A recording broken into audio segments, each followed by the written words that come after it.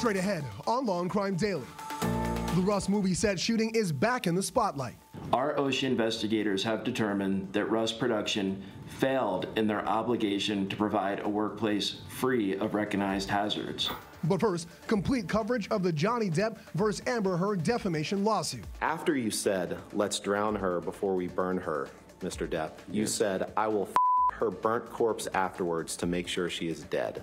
Disturbing text messages revealed when Depp is back on the stand. Plus, how Depp says Heard's abuse allegations affected his career. I lost then, no matter the outcome of this trial. I'll carry that for the rest of my days. And later, I called her Slim and she called me Steve, which was Lauren Bacall's and Humphrey Bogart's nickname. Could a once romantic pet name make way for Heard's courtroom wardrobe? We take a closer look at the internet theory. Law&Crime Daily covering court cases from coast to coast.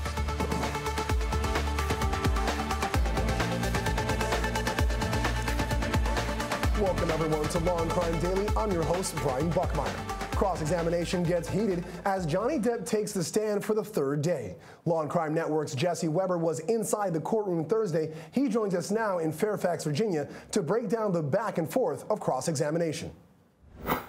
Yeah, Brian, so cross-examination began with Depp admitting that abuse can take many forms, not just physical, but also emotional and verbal, something that Depp admitted to because he was abused by his mother in the same way. Now, that's important because Amber Heard's side is saying that she was abused by Johnny Depp in a multitude of ways and that she was not lying about him in that Washington Post article. From there, we heard attorney J. Benjamin Rottenborn, who's representing Amber Heard, leading Johnny Depp through that alleged abuse, particularly through a series of text messages. They tried to show the jury that Depp was potentially violent, mean, degrading, and of course had a very serious substance abuse problem. Depp, in these text messages, called himself a monster, a savage, someone who would spray rage, and even in another text message to someone, threatened to smack Amber Heard. They even played audio of Depp on that infamous flight from Boston to L.A. where he is groaning and moaning. This again reinforcing that he was potentially violent and also that he was the one, not Amber Heard, who torpedoed his own career through his behavior. This included showing up late or even destroying property, which is something that Depp admitted to under cross-examination. And they even presented a text message from Johnny Depp to Amber Heard's mother where he admits that Amber Heard helped him through the detoxification process, which is something in stark contrast to what he testified to under direct examination. So Depp is clearly in the hot seat, but how much this is going to hurt his case or help Amber Heard's case, that's something we'll just have to wait and see. Brian? Thanks, Jesse. On cross-examination, Depp admitted to past physical violence and later some disturbing text messages he sent. You've trashed hotel rooms before simply because you've had a bad couple days and an unpleasant time, correct? I have assaulted a couch or two, yes, sir. You'd agree that at times in your life you've expressed yourself through destructive behavior? Yes. And you'd agree that at times when you were angry, you smashed things up, right? More in my confused sort of youth, yes. You text Mr. Bettany, let's burn Amber, 3 exclamation points, right? You see that? I do see that. And at this time, June 11, 2013, Amber is your girlfriend or perhaps even your fiance at this point, correct? Girlfriend, yeah, for sure. And you didn't stop when you said, let's burn Amber. You say, let's drown her before we burn her, 3 exclamation points. Did I read that right? Yes, it's referring to the text prior to. You didn't stop when you said, let's drown her before we burn her. After that, you made another comment, and I'd like to apologize to the court and to the jury for some of the language that I'm going to have to use today, but unfortunately, you're going to see a lot of documents with language like this. After you said, let's drown her before we burn her, Mr. Depp, you said, I will her burnt corpse afterwards to make sure she is dead. That's what you said that you would do after you burned her and after you drowned her. Did I read that right? You certainly did, yes. And you wrote that about the woman who would later become your wife? Yes, I did. Joining us today is trial attorney Krista Ramey and co-host Terry Austin. Krista, how does arguing Depp's career was on the decline help Heard's case? Is she proving that point? Because we've got at least 100,000 people watching daily that say otherwise. Well, if his career was on the decline, then anything that she wrote would not have caused any damages to him. So if there was, in fact, defamation, the fact that there was a decline in his career could be blamed on a multitude of other things, including his excessive drinking and drug use, which was well known at that time. Yeah, it'd be interesting to see how that, maybe Depp's lawyers kind of twist that and say this accelerated it. I don't know. But that's a great point, Krista. Terry, these drown and burn texts and some of the audio recordings that we're hearing as well, does that change Depp's image in your mind? Do you think it will make the jury believe he is capable of hitting Heard because of these messages?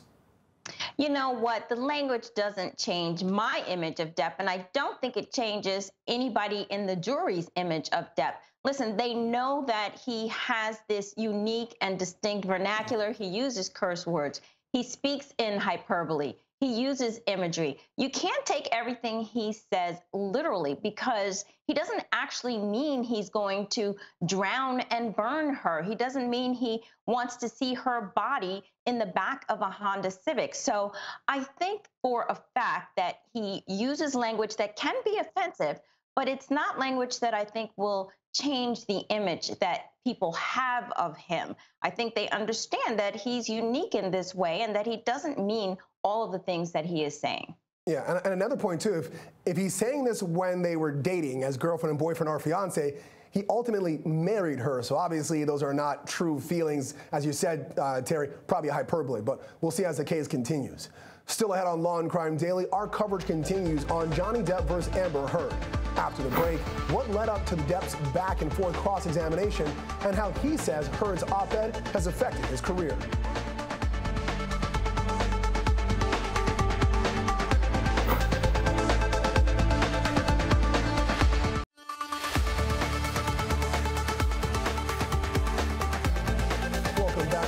Continues now in the Johnny Depp-Amber Heard defamation lawsuit.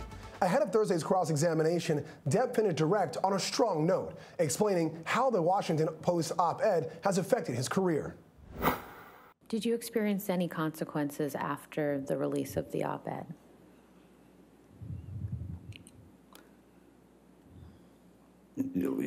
Absolutely.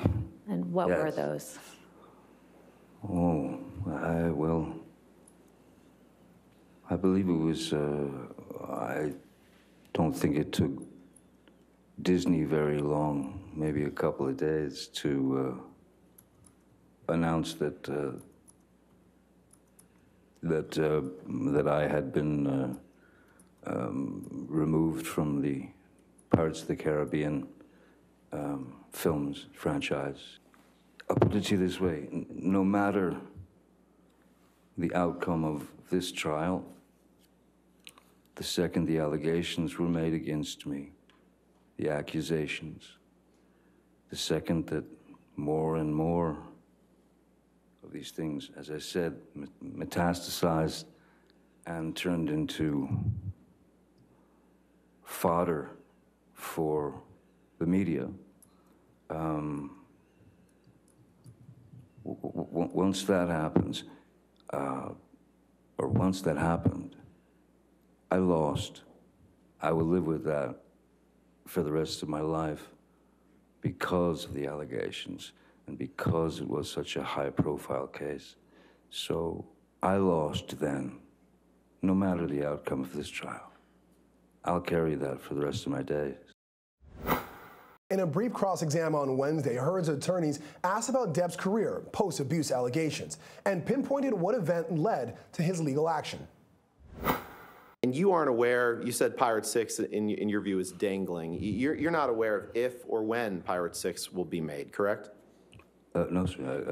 No. And the fact is, Mr. Depp, if Disney came to you with $300 million and 1 million alpacas, nothing on this earth would get you to go back and work with Disney on a Pirates of the Caribbean film, correct? That is true, Mr. Roddenborn.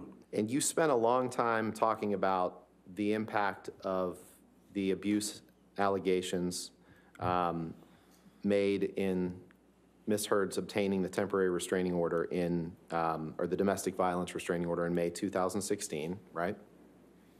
Sure. And you testified that you wanted to fight it, right? But the fact is, you never fought the allegations in court in 2016. It was only after Ms. Heard published this op-ed in 2018 that you fought them. You never tried to fight them in 2016, did you? I was advised by my attorneys not to fight. Yeah, if I knew Disney was paying alpacas, I would have asked for more. Terry, this cross-examination seems a little messy with this op-ed. Was it something else that destroyed his career or him? Do you think this is going to lead us to seeing a lot of redirect, recross, back and forth to kind of iron out these details? Well, I hope we don't see a lot of that, but we might. Listen, the Washington Post op-ed was just the culmination of all of these events. Their problems began when the relationship began, or not long afterwards. They started out in 2012 in heavenly bliss, and then about a year after, they started having these accusations going back and forth. And certainly by 2016, when she filed the TRO, things were very messy. They got the divorce. And I think that's when she started making these accusations. Of course, the op-ed post is the center of everything, but he's going to have to demonstrate how everything led up to that and how the statement he made wasn't really something that was true. He made it because his lawyers told him not to fight the TRO. So we'll see what happens, but I think it has to be cleaned up as far as Depp's team is concerned. Yeah, Krista, now if, this is a big if, I don't want people thinking this isn't going to happen, but if Heard's attorneys prove it wasn't the op-ed that lost Depp the ability to work with Disney, could this case end before Amber Heard ever takes the stand? Well, it's a good point. First of all, I think that Amber Heard will take the stand regardless of anything. I think if I were prosecuting this case, I would put Amber Heard on in my case in chief as representing Johnny Depp. It's not like a civil case. You can call any party to the stand, or a criminal case rather. So you might see Amber Heard take the stand immediately after Johnny Depp, or shortly thereafter before the plaintiff closes. That's going to be interesting to see if Johnny Depp's own attorneys call Amber Heard. It's going to be great TV, and of course, if it happens, we'll have it here for you. Thank you both. Coming up on Law and Crime Daily, our coverage continues in the defamation suit. Is Amber Heard's court attire a strategy? And is she copying her ex-husband's looks or those of a Hollywood legend? We examine the fashion theory taking the internet by storm.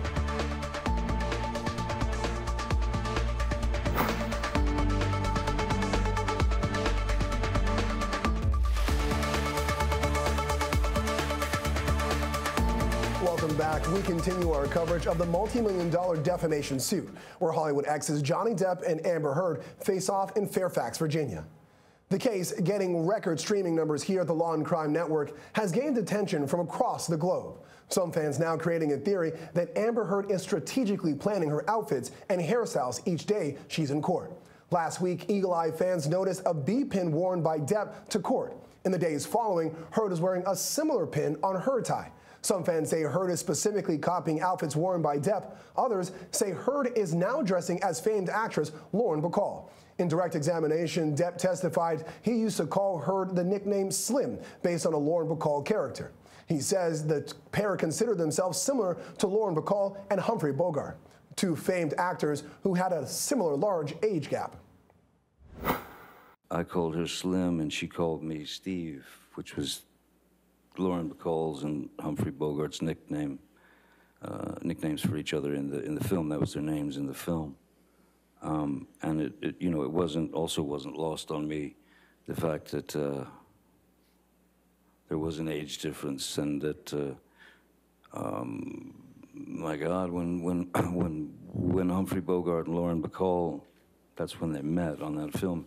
He was 45 years old and she was 19. I acknowledged the fact that I was the old craggy bogey and she was this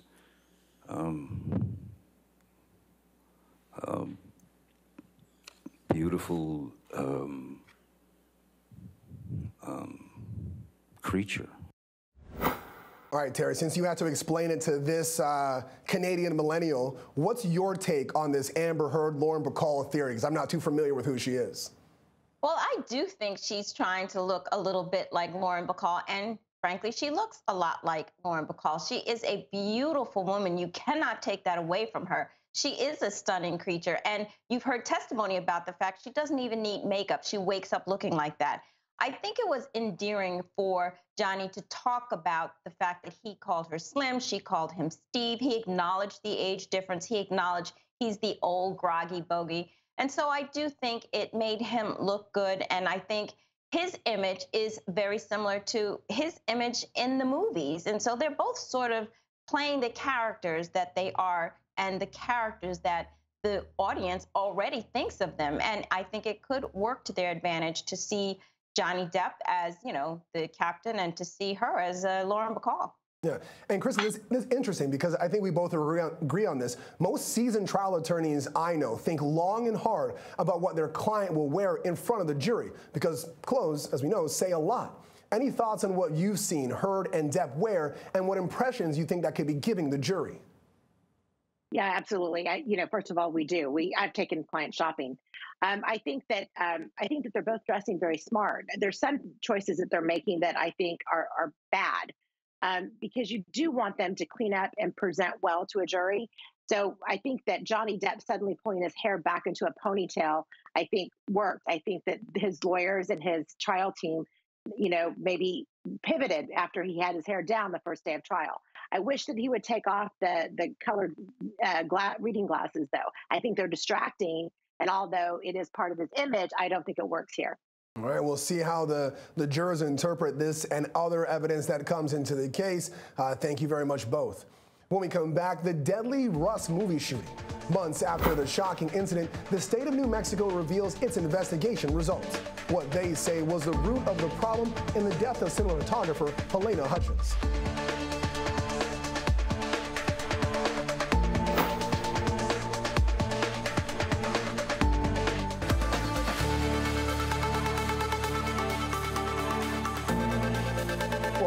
Actor Alec Baldwin says a newly released investigation into the shooting on his New Mexico film set clears his name. This after the film's production company is fined for safety failures. The shooting happened in the outskirts of Santa Fe in October 2021. Baldwin was pointing a gun at cinematographer Helena Hutchins while they were setting up for a scene. Baldwin said in interviews after the shooting, the gun, quote, just went off, killing Hutchins and wounding the director, Joel Souza. On Wednesday, New Mexico workplace safety regulators issued the maximum possible fine against Rust Movie Productions, totaling around $137,000. The state's Occupational Health and Safety Bureau, or OSHA, says their investigation revealed a laundry list of safety failures in violation of standard industry protocols, including the film's assistant director handing the revolver to Baldwin without consulting the on-set weapons specialist. Regulators also noted the AD took no investigative or corrective action when he witnessed 2 other accidental discharges of rifles on set. OSHA announced the fines in a video release. Our OSHA investigators have determined that Rust Production failed in their obligation to provide a workplace free of recognized hazards. More specifically, there were several management failures and more than sufficient evidence to suggest that if standard industry practices were followed, the fatal shooting of Helena Hutchins and the serious injury to Joel Souza would not have occurred. The bottom line here is that it was the employer's obligation to follow national standards, and that did not happen on the set of Rust. While I realize no fine can compensate for the loss of life, we are holding Rust Productions fully accountable. Krista, when I hear that presser, my public defender senses start tingling. That sounds like recklessness to me. You're not following industry practices. So could we see reckless homicide or other criminal charges citing this report in the future? I think that it's even more than just reckless. The report noted that it was willful and intentional disregard of the safety measures that were in place and, that were there to protect the employees. I think that you're absolutely right, Brian. I think that you can, see charges coming down for the supervisors on the set, the people that acted willfully, their supervisors, and that could include by the way, Mr. Baldwin, who is his production company, was, an employer on that very set. So, yeah, I think that there is a good possibility that you could see criminal charges flowing from this. Yeah, but Terry, Baldwin says this clears him of all wrongdoing. So do you think these results do just that? I think it's ironic, Brian, that he thinks that these findings clear him of any wrongdoing. I think just the opposite. In those findings, you heard them say that these are maximum fines. Of course, it doesn't bring back anyone to life, and it doesn't, detract from the fact that people were injured. But I think it's saying overall that Rust Productions failed and they did not follow industry standards. And Alec Baldwin is absolutely responsible. He is one of the producers on that set. He is the employer. As Krista said, he is involved here. He basically, during one of the interviews, said that he wasn't responsible for hiring, but he is responsible for hiring. He's responsible for making sure that the set is safe all of the time. And ultimately, even if there are no criminal charges, there could very well be some, penalties as far as the civil case is concerned. Yeah, I can see this investigation being cited in a lot of actions around this case. So thank you for that. And thank you for joining us here on Law and Crime Daily. We'll see you next time as we discuss justice in America.